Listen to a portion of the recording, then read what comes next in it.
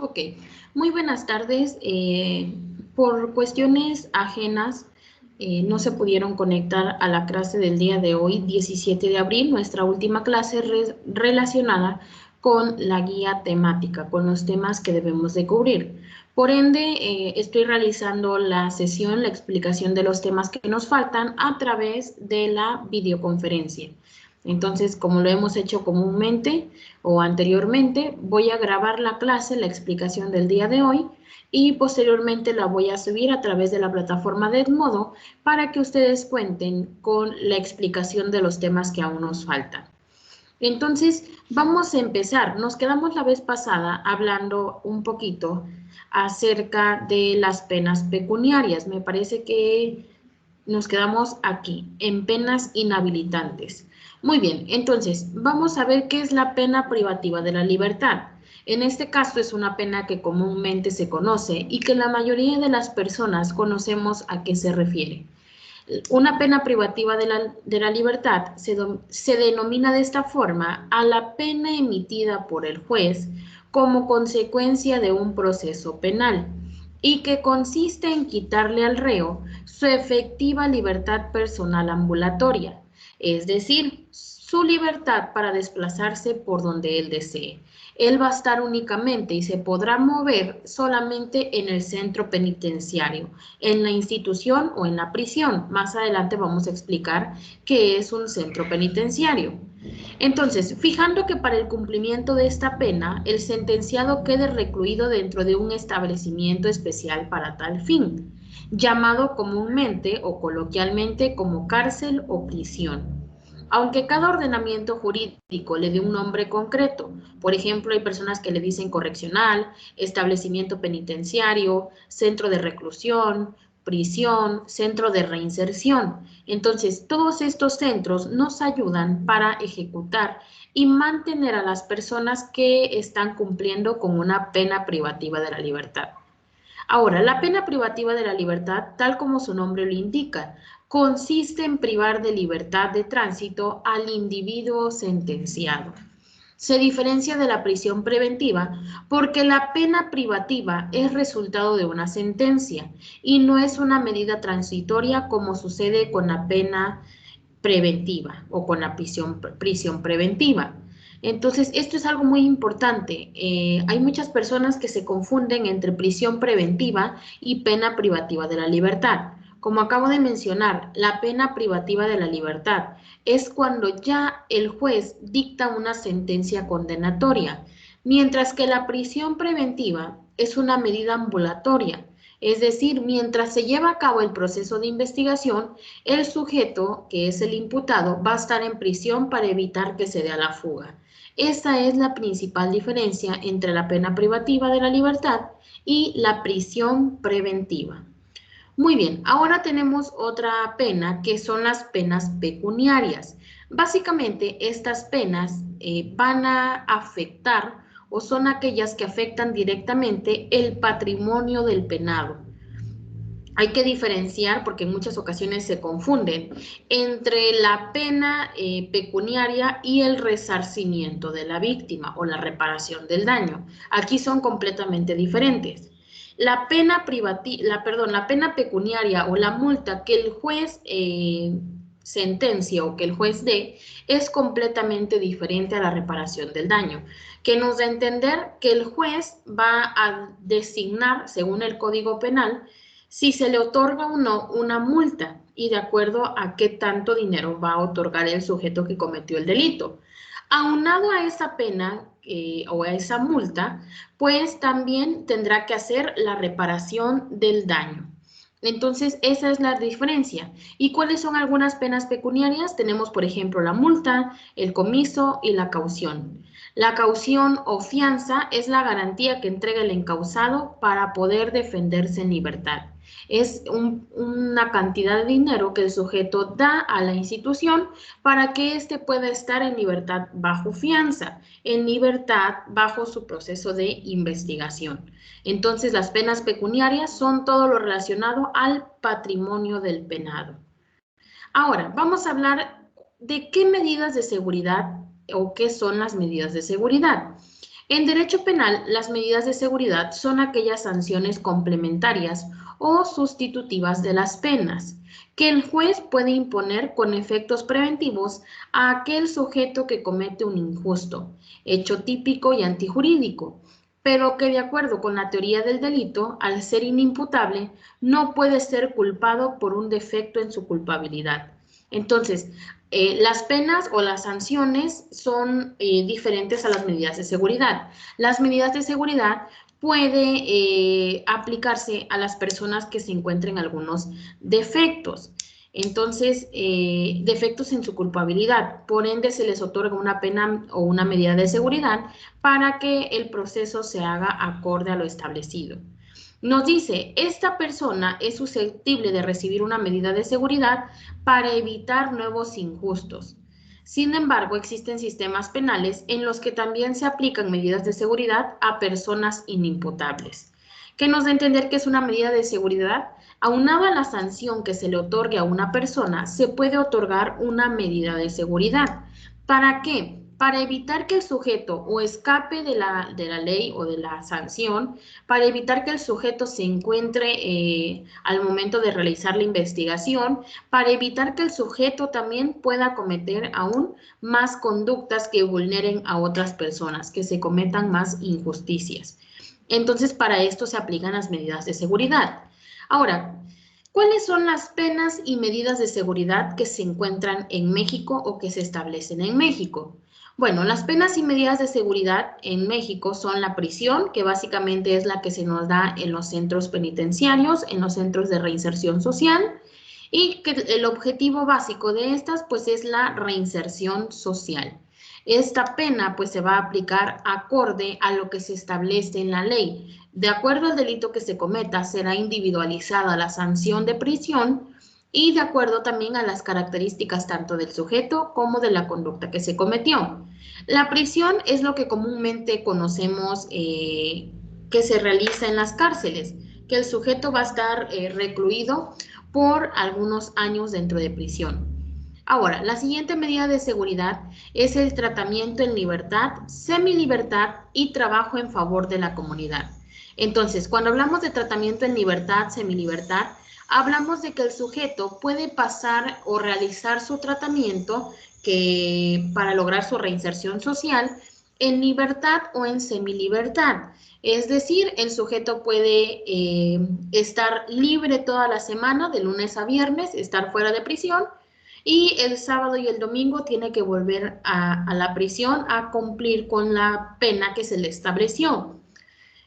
O por el contrario, está recluido toda la semana, de lunes a viernes, el sábado y el domingo sale libre para que pueda estar con su familia, pueda convivir o pueda trabajar fuera de la prisión. O hay otro caso que es diferente, que en el día está completamente libre y va a dormir en la cárcel. Durante la noche él va a estar en la prisión.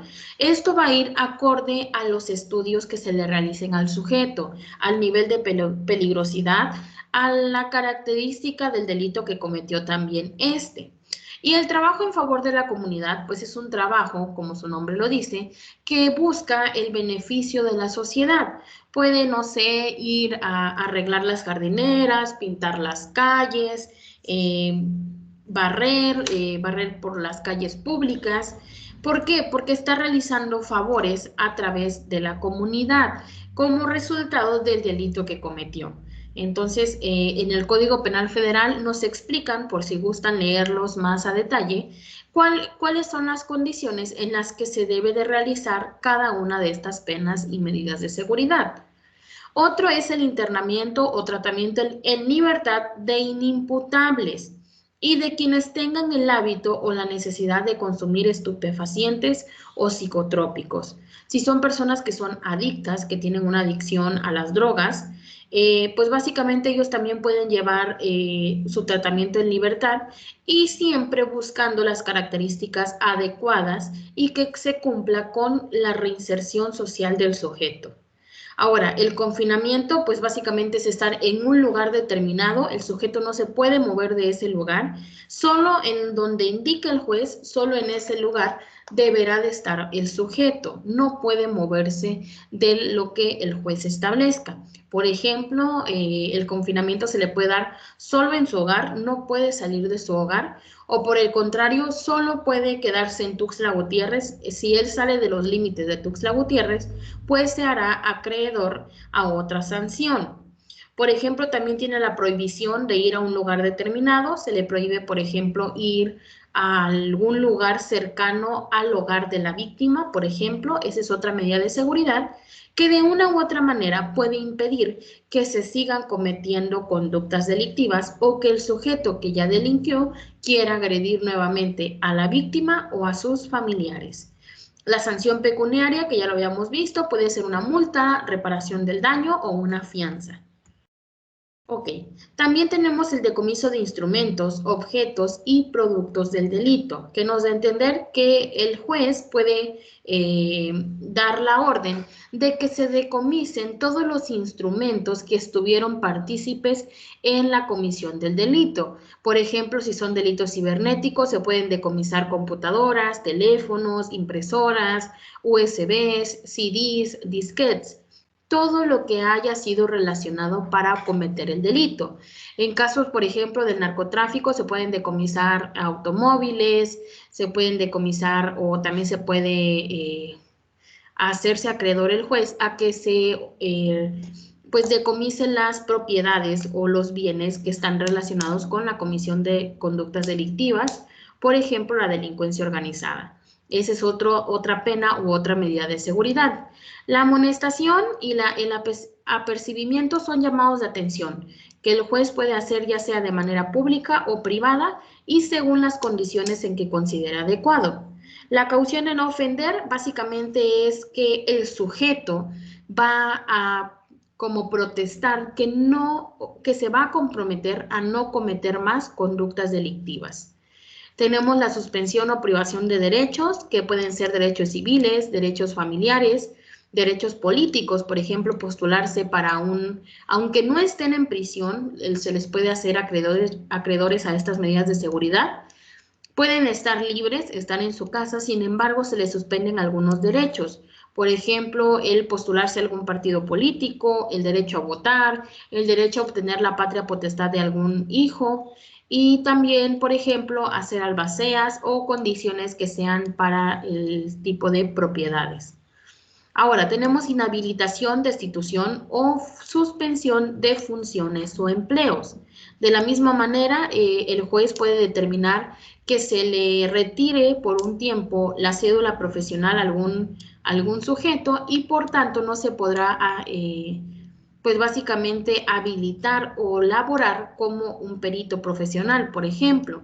En mi caso, que soy licenciada en Criminología y Criminalística, el juez podría determinar que se me quite o se me destituya del puesto donde estoy y que sea retirada o suspendida mi cédula profesional. No sé, por 3 años. En esos 3 años yo no voy a poderme desempeñar con la licenciatura en Criminología y Criminalística y mucho menos acceder a algún puesto de gobierno, porque el juez así lo determinó. Tenemos también publicación especial de sentencia. El juez determina que la sentencia que se le dé a un sujeto, sea condenatoria o absolutoria, se publique en periódicos oficiales de la localidad. Por ejemplo, en delitos donde el sujeto no tuvo nada que ver, pero se hizo pública su detención, se hizo pública su investigación y al momento de dar una sentencia, el juez determina que no es culpable, que es inocente, el ofendido, que sería el imputado, podría solicitar que se publique su sentencia, que se dé a conocer que el sujeto es inocente y por ende limpiar la imagen del sujeto. Esta es otra medida de seguridad. O por el contrario, si es condenatoria, el juez puede determinar y se da a conocer también que salió culpable de la conducta que se le atribuía. También vigilancia de la autoridad, ya sea en prisión o fuera de ella, que alguna autoridad policíaca o alguna autoridad por parte del ámbito judicial, pues esté al pendiente del sujeto y constantemente lo mantengan vigilado. Ahora, suspensión o disolución de sociedades también. Medidas tutelares para menores en casos de que el sujeto tenga a su cargo la patria potestad de alguno de sus hijos, pues en este caso el juez va a determinar lo mejor para sus hijos, a quién con quién van a quedar a cargo, qué va a pasar con los niños, porque el papá o la mamá pues está cumpliendo con una condena. Decomiso de bienes correspondientes al enriquecimiento ilícito y la colocación de dispositivos de localización y vigilancia. Estas son algunas de las penas y medidas de seguridad que se aplican en México. Como les mencioné, si quieren saber bien cómo se aplican, cuáles son las condiciones en las que se deben de realizar, en qué delitos, por cuánto tiempo, pues todo se encuentra en el Código Penal Federal, por si gustan ir a leerlo más a fondo y puedan comprender un poquito más acerca de estas penas y medidas de seguridad. Muy bien, vamos a continuar. Ahora vamos a hablar de los sistemas penitenciarios. Los sistemas penitenciarios, como yo les había mencionado, son las instituciones penitenciarias o sistema penitenciario, pues es el término con el que se designa a las instituciones o al sistema establecido para el cumplimiento de las penas previstas en las sentencias judiciales, especialmente, como ya les había dicho, las penas de reclusión, cuyo propósito en el derecho penal contemporáneo y en el derecho penitenciario es la reinserción social del condenado. En el artículo 18 constitucional vamos a visualizar que los ejes de reinserción social, que son 5, que es el trabajo, la capacitación para el trabajo, la educación, el deporte y la salud, básicamente lo que tratan de lograr o llevar a cabo es la reinserción social del condenado o sentenciado, que el sujeto pueda volver a restablecerse en sociedad y éste conozca de lo que es el bienestar colectivo y sepa que existen normas que no debe de violentar.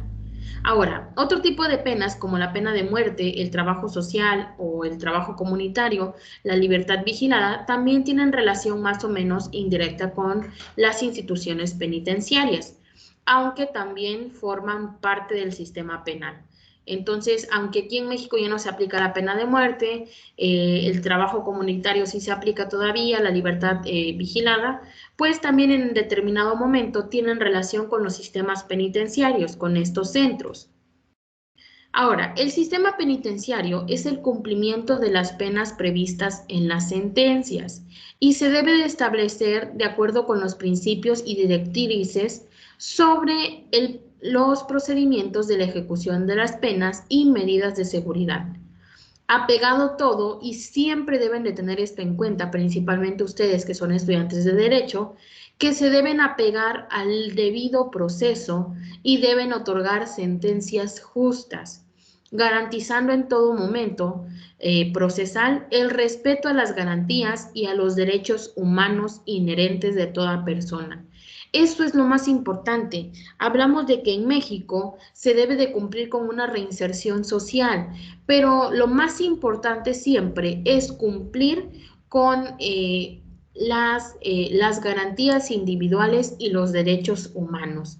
De nada va a servir que se busque una reinserción social si estamos pasando a vulnerar a los sujetos privados de su libertad. Los derechos de toda persona privada de la libertad deben ser reconocidos y garantizados por parte del Estado y los operadores del sistema carcelario, ya sea por los encargados de elaborar en estos. Tenemos desde el abogado, los custodios, el criminólogo, el psiquiatra, el médico, la enfermera, el trabajador social, el sociólogo, el psicólogo, el defensor público, el juzgado, el juez, entre otros. Todos los que estén relacionados con la aplicación de justicia deben saber que siempre deben garantizar los derechos humanos de las personas privadas de su libertad. ¿Y por qué deben de protegerlos? Porque este sector es un factor o un sector completamente vulnerable. De una u otra manera, pues este sector debe de estar a la protección del Estado, no tiene las herramientas, los instrumentos para poder defenderse de las injusticias que se puedan llegar a cometer. Entonces, como trabajadores del sistema penitenciario, como técnicos que están laborando en deben de garantizar siempre el respeto a los derechos humanos. Entonces, ¿cuáles son las funciones del sistema penitenciario? Bueno, pues es un organismo judicial cuyo objetivo es mantener la custodia y seguridad de los reclusos, así como monitorear sus actividades y velar por el cuidado de los derechos. Entre sus funciones están organizar y coordinar distintos centros de detención. Entre todos deben trabajar en conjunto. Hablemos, por ejemplo, de aquí en Chiapas, el Centro Penitenciario El Canelo debe de trabajar en conjunto también con el Centro Penitenciario del El Amate o el Centro Penitenciario de Comitán. Todos en conjunto deben trabajar porque de una u otra manera cumplen con el mismo objetivo, la reinserción social de las personas privadas de su libertad. Otro aspecto muy importante de sus funciones es que deben mantener la custodia y seguridad de las personas reclusas en resguardo de la sociedad. Deben proporcionar a las personas privadas de libertad las condiciones que le permitan favorables para su educación y readaptación a la sociedad. Todo esto que ayude y que les permita alcanzar un desarrollo personal durante el cumplimiento de la pena y posteriormente reinsertarse a la sociedad. No es únicamente aplicar una pena, castigarlos por el delito que cometieron. Se debe de buscar su reeducación, su reinserción, se debe de buscar siempre el bienestar colectivo de ellos y que sean funcionales al momento de salir de prisión. Por eso se les enseñan trabajos, se les enseñan algunos talleres para que ellos también tengan y puedan superarse personalmente. Muy bien, ahora vamos a hablar de la criminología y el sistema penal. Este es un tema muy importante. ¿Por qué? Porque la criminología no solo va a aplicarse a sujetos que hayan cometido algún tipo de conducta antisocial, sino que también ayuda a prevenir estas conductas. No solo vamos a investigar por qué un sujeto delinque o por qué un sujeto se comporta de esta manera, sino que también la criminología y los criminólogos pues buscan prevenir a futuro estas conductas. Ya habíamos hablado anteriormente de la criminología clínica, que se encarga de dar un diagnóstico, un pronóstico y un tratamiento a las personas privadas de su libertad. Entonces vamos a hacer un breve repaso y nos dice que la criminología clínica es una ciencia multidisciplinaria o interdisciplinaria. Lo ideal es que trabaje en conjunto con el centro penitenciario, ya que estas son las funciones de un criminólogo, es la que se encarga de que se lleve un orden con los lineamientos acerca de los internos. Es la que analiza, diagnostica y aplica un tratamiento para una mejor reinserción social. Entonces, la criminología nos va a auxiliar, nos va a ayudar a esta situación, a buscar siempre el bienestar colectivo de las personas privadas de su libertad, que se haga un correcto diagnóstico, que se dé un correcto tratamiento y principalmente que el pronóstico sea favorable, que las personas privadas de su libertad no sigan cometiendo conductas delictivas. Ahora, la criminología y el sistema penal pues tienen una íntima relación, principalmente porque el criminólogo es quien va a tratar de ayudar a que la reinserción social se cumpla. Ok, el sistema penitenciario pues se encarga de asistir y controlar a las personas que se encuentran privadas de su libertad, las cuales están llevando un proceso legal en los distintos centros de readaptación y reinserción social.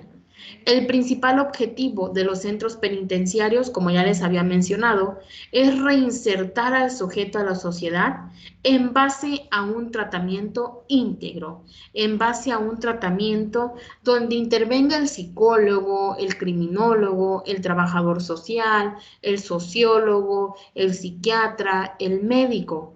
Todos van a trabajar en conjunto para lograr o llevar a cabo este tratamiento íntegro. Ahora, el criminólogo dentro del sistema penitenciario es un importante o es de gran importancia, ya que es el único capacitado para evaluar las conductas delictivas.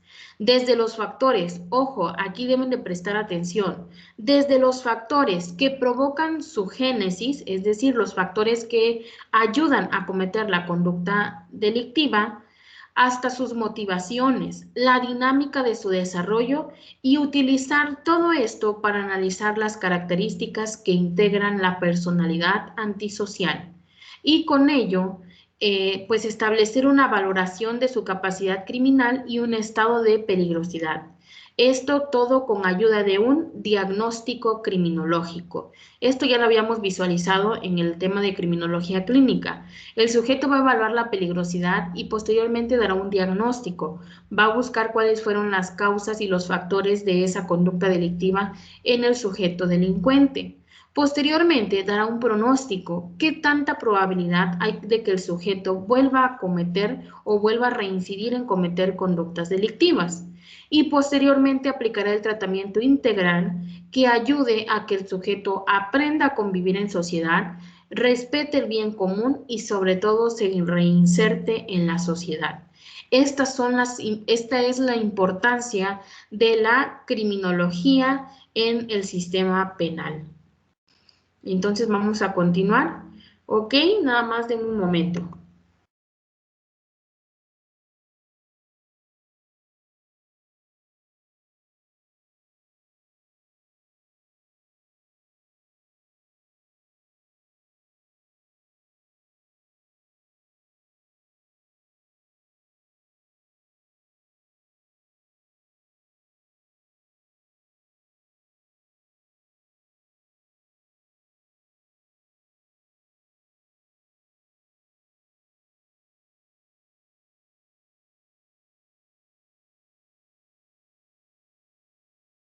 Muy bien, vamos a continuar. Vamos a hablar entonces también ahora de otro tema muy importante y de lo que hicieron su actividad. Me hubiera gustado que estuvieran presentes para que ustedes también me dieran los datos que ustedes investigaron, pero vamos a realizarlo de esta manera. Ok, el sistema de justicia penal en México, como ustedes saben, se vino a reformar. Anteriormente era otro tipo de sistema y actualmente pues vamos a manejar lo que vamos a explicar a continuación. Ahora, en México el nuevo sistema de justicia penal fue implementado en el año 2016. Fue en el 2008 cuando se empezaron a hacer todas las reformas en base a las leyes, a los tratados que se deberían de hacer, pero fue hasta el año 2016 cuando se empezó a realizar o a aplicar de lleno pues este nuevo sistema de justicia penal. Tiene su fundamento en el artículo 20 de la Constitución Política de los Estados Unidos Mexicanos. Como les mencionaba, todos los sistemas procesales, el sistema de justicia en México, la reinserción social o lo relacionado con el sistema penitenciario, pues está fundamentado siempre en la Constitución política. Por ejemplo, la reinserción social la encontramos en el artículo 18 constitucional. En el artículo 20 vamos a encontrar todo lo relacionado al nuevo sistema de justicia penal. Los derechos de la víctima, los derechos del imputado, cómo se debe de llevar a cabo la investigación judicial, cuáles son las condiciones o las características que se deben de cumplir para aplicar una correcta investigación judicial. Muy bien. Este nuevo sistema, conocido también como Sistema de Justicia Penal Acusatorio, este es su nombre, tiene como objetivo la solución de conflictos de una manera más pronta, eficiente, justa, humana, transparente y respetuosa de las garantías individuales. En este nuevo sistema destaca además los juicios orales para ciertos delitos, aquellos considerados como no graves. Pueden aplicarse otros medios alternativos de solución de controversias o el procedimiento abreviado, de los cuales ustedes a lo largo de la licenciatura van a aprender de qué se trata cada uno de estos. Ok, La creación, transición e implementación de este nuevo sistema de justicia penal en México requirió de un gran esfuerzo por parte de los tres poderes de gobierno, desde el Ejecutivo, el Legislativo y el Judicial. Han sido y seguirán siendo años de preparación, capacitación e inversión para poder lograr los objetivos que se plantean. Se sabe que ya se tiene un nuevo sistema de justicia, llevamos aproximadamente 5 años aplicando este sistema, sin embargo, aún existen deficiencias, desde los policías, el primer respondiente, los peritos, los jueces. Entonces, pues, esta lucha constante en capacitar, en informar a la sociedad, en informar a los trabajadores, pues se sigue llevando a cabo y constantemente se busca el mejoramiento de la aplicación de este nuevo sistema de justicia. Ahora, ¿cuáles son los actores que intervienen en el nuevo sistema de justicia penal? Básicamente son 9 los más importantes. Tenemos a la víctima u ofendido. Ellos, pues básicamente es la persona agraviada a quien se le cometió la conducta delictiva o la que fue afectada. Tenemos al asesor jurídico, el imputado, acusado y sentenciado, según sea la etapa del procedimiento. Y ahorita vamos a ver cuáles son las diferencias. Tenemos al abogado defensor, la policía, el Ministerio Público, el juez de control, el juez de juicio oral y el juez de ejecución de sanciones. Estas son las personas más relevantes dentro del sistema de justicia penal. Tenemos, por ejemplo, a los policías, también son importantes, aquí se menciona. Tenemos a los peritos que se encargan de realizar las investigaciones, de realizar los estudios a la evidencia científica. Entonces, pues todos estos son actores y los principales que van a intervenir al momento de que se realice una investigación judicial. Muy bien, vamos a ver acerca de algunos conceptos importantes que se aplican en el nuevo sistema de justicia penal en México. Tenemos principalmente a la víctima y al ofendido. Son diferentes, en muchas ocasiones se considera que pueden llegar a ser lo mismo, pero ahorita vamos a ver cuál es esa diferencia. La víctima, pues, es la persona física o moral afectada directamente en sus derechos por la comisión de un delito. Estos derechos pueden ser sobre su vida, libertad, patrimonio, seguridad, entre otros. Ahora, el ofendido es la persona física o moral cuyos derechos o intereses han sido lesionados o puesto en peligro por un delito. Esta persona puede no ser afectada de forma directa por el delito, por ejemplo, un tutor, un cónyuge, etc. Entonces, la víctima es la persona que sufre el daño directamente, a quien se le realiza la conducta delictiva. El ofendido es una víctima colateral, alguien que salió dañado, pero quien no fue a quien se le cometió directamente la conducta delictiva. Por ejemplo, hablemos del caso de homicidio. La víctima, desafortunadamente, es la persona que fue privada de la vida. Sin embargo, en el momento de la investigación judicial, la víctima no va a poder estar presente, por lo que quien va a estar durante el sistema de investigación judicial va a ser el ofendido. Puede ser una hija, una mamá, un esposo, una esposa, un tutor o cualquier otro que haya sido vulnerado por esta comisión de la conducta delictiva. Ahora, el imputado pues es el sujeto que ha sido señalado por el Ministerio Público como posible autor o partícipe de un delito. Ese es el imputado. El acusado es el sujeto que antes era el imputado, contra quien ya se ha formulado una acusación en su contra. Se le va a denominar imputado mientras aún no se pruebe o no se dé a conocer correctamente o no haya una acusación. Simplemente se está empezando a llevar a cabo la investigación judicial. Cuando existe una acusación, cuando ya hay algunos datos que indiquen que sí fue partícipe en la comisión del delito, lo pasamos a llamar acusado. Y posteriormente tendríamos al sentenciado, que es el sujeto que anteriormente era acusado, pero sobre quien ya ha recaído una sentencia condenatoria dictada por un juez. Este es el sentenciado. Ya hay una sentencia que se le aplicó a dicho sujeto. Ahora vamos a continuar. Otros conceptos importantes son el abogado defensor, quien va a defender y representar jurídicamente al imputado durante todo el proceso.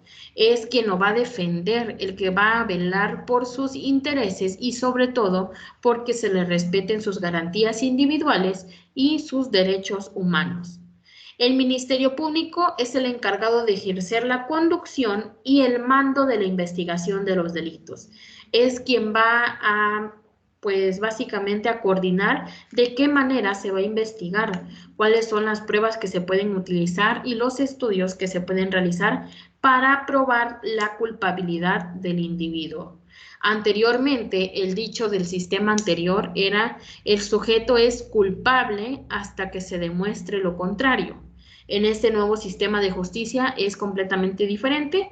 El sujeto es inocente hasta que las autoridades demuestren lo contrario. En este caso es el Ministerio Público quien trata de demostrar esta culpabilidad en conjunto con la Fiscalía del Estado. Ahora, tenemos al juez de control. El juez de control es quien va a intervenir desde el principio del procedimiento hasta antes de que inicie el juicio oral, supervisando el actuar del Ministerio Público o cualquier otra autoridad, velando siempre por los derechos tanto de la víctima como del imputado. Básicamente, como su nombre lo indica, es quien controla que el proceso se esté llevando a cabo de la manera correcta, de la manera adecuada. El juez de juicio oral es el que conduce el juicio oral y va a escuchar los argumentos de las partes. Evalúa pruebas, dicta sentencia basándose en toda la evidencia. El juez de juicio oral es quien va a escuchar al abogado defensor, al Ministerio Público, a los peritos, a los que intervienen en el sistema de investigación para ver y determinar ahora sí una sentencia que puede ser de carácter condenatoria o de carácter absolutorio. Ahora, tenemos al juez de ejecución de sanciones. Es el juez que se encarga de vigilar y controlar el cumplimiento de las sanciones penales. Vela por los derechos de los sentenciados y soluciona los conflictos entre internos y autoridades penitenciarias. Esto lo realiza el juez de ejecución de sanciones. Entonces, el juez de control es quien lleva a cabo el proceso de investigación, el que vigila que se logre correctamente la investigación. El juez de juicio oral es cuando se hace el encaramiento, cuando se empieza el proceso acusatorio, y es el que va a escuchar toda la investigación, va a visualizar la evidencia que se tiene y quien dará una sentencia. Posteriormente pasa a intervenir el juez de ejecución, quien es el que va a aplicar y vigilar y sobre todo controlar el cumplimiento de las sanciones penales de manera correcta. Va a vigilar el actuar del criminólogo dentro del sistema penitenciario, de las autoridades penitenciarias y sobre todo va a solucionar los conflictos entre los internos.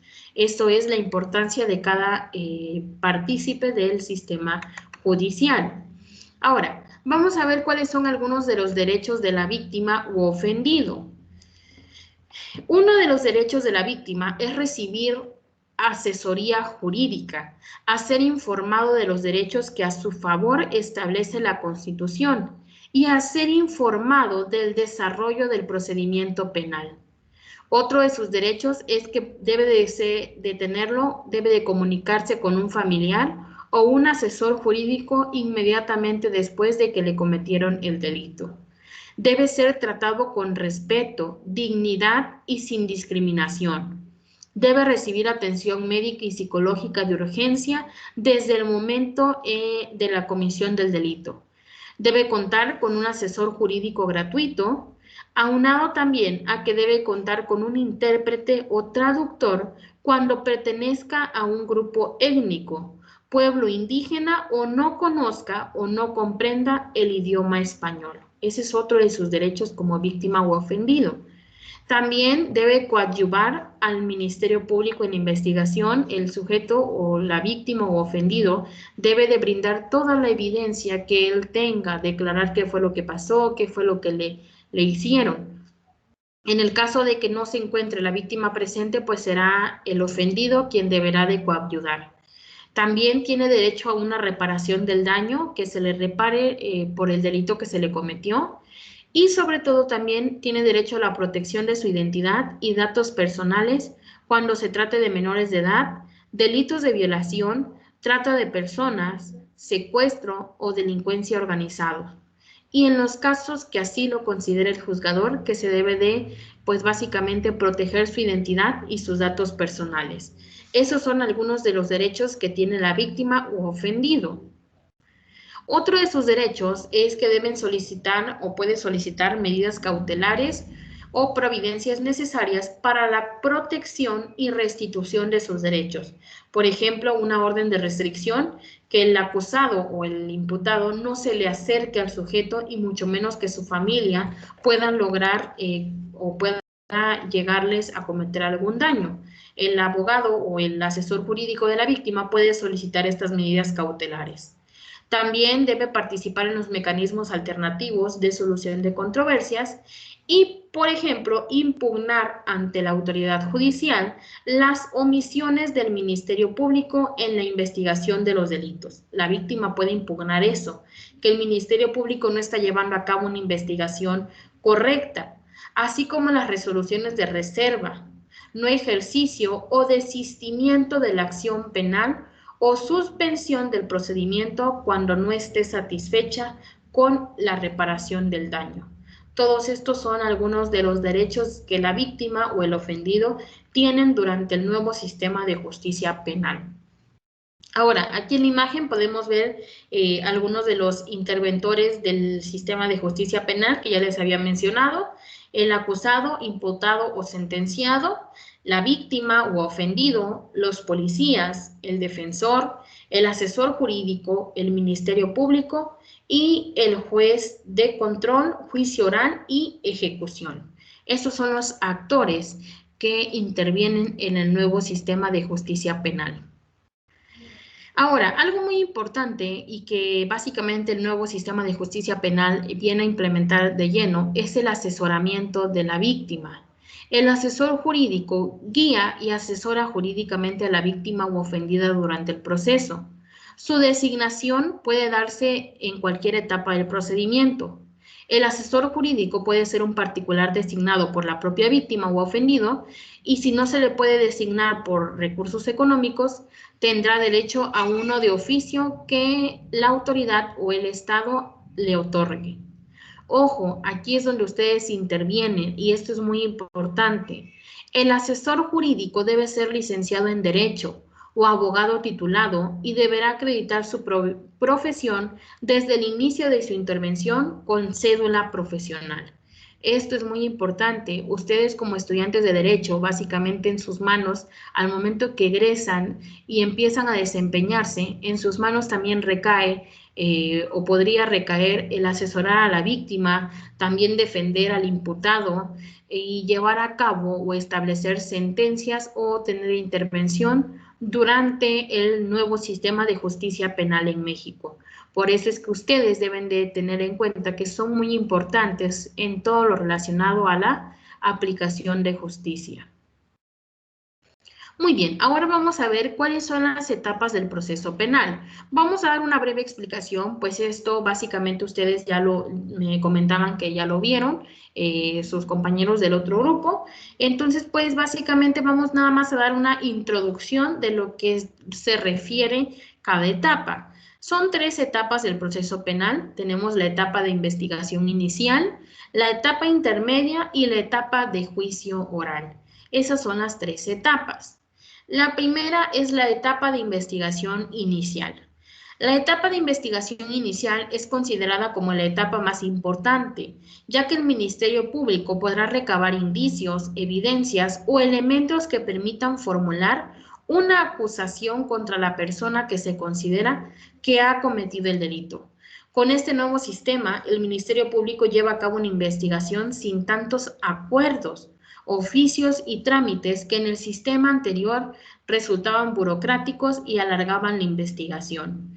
En muchas ocasiones, la investigación de un determinado caso llevaba años, porque todo era mediante oficio.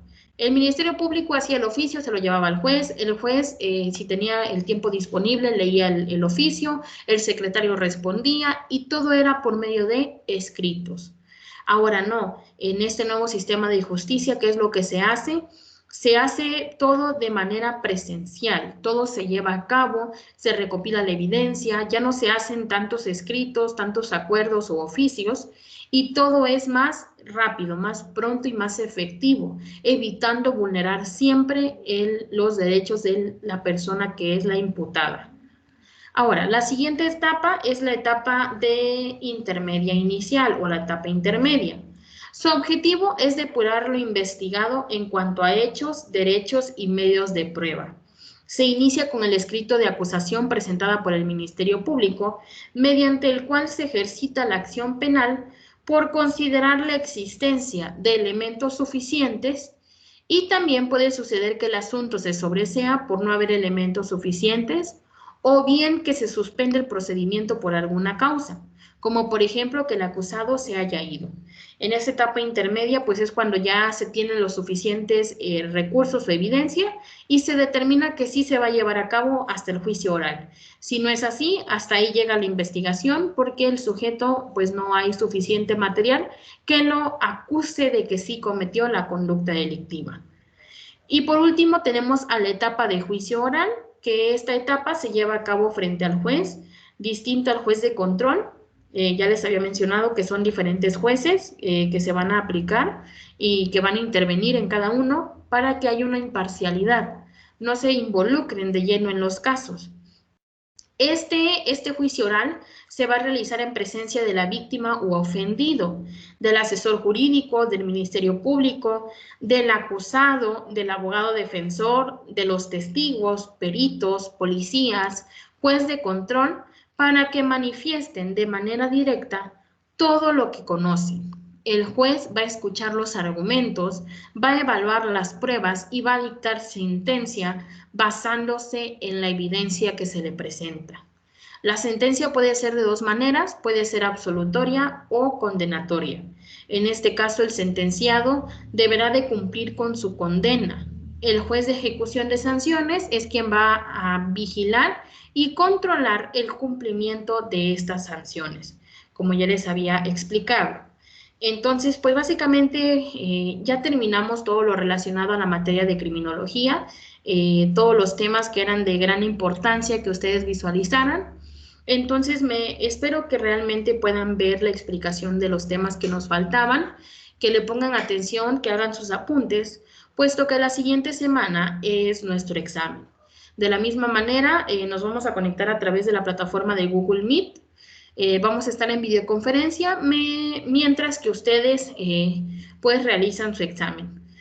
Su examen son 10 preguntas abiertas, van a ser 40 minutos para su examen. Terminando su examen, pues empezamos a resolverla entre las 3 para que vayan visualizando cómo les fue en su examen. Hecho esto, pues ya ustedes ese mismo día me deben de entregar su proyecto final, su proyecto de su asesino en serie. Voy a calificar su proyecto, les haré llegar su calificación de proyecto, su calificación de sus actividades y junto con su examen pues obtendrán su calificación final. Entonces el próximo sábado es nuestra última clase.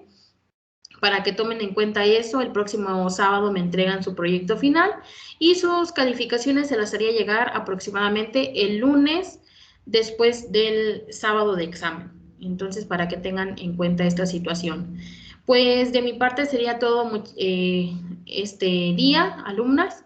Nos veríamos entonces el día sábado 24 de abril. Que tengan un excelente día y una excelente semana. Espero realmente puedan visualizar la exposición de los temas y si tienen alguna duda, pues me lo pueden hacer llegar hasta el día viernes, porque el día sábado pues ya es nuestro examen. Entonces, excelente semana para todos. Buen día.